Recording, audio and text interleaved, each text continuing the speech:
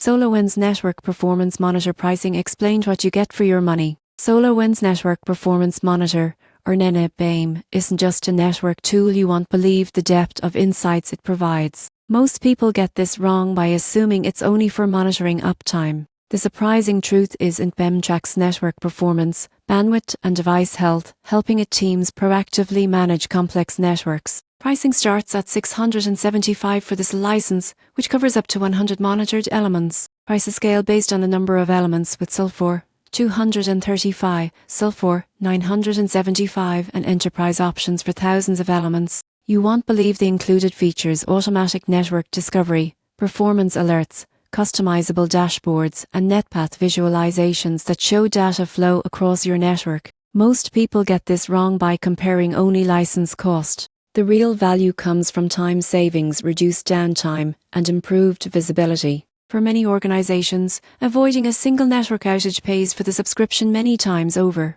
In conclusion, SolarWinds pricing is tiered but transparent. By understanding element counts and included features, you go from zero to pro in evaluating whether it provides value for your network monitoring needs. It's an investment in reliable, high-performance network management.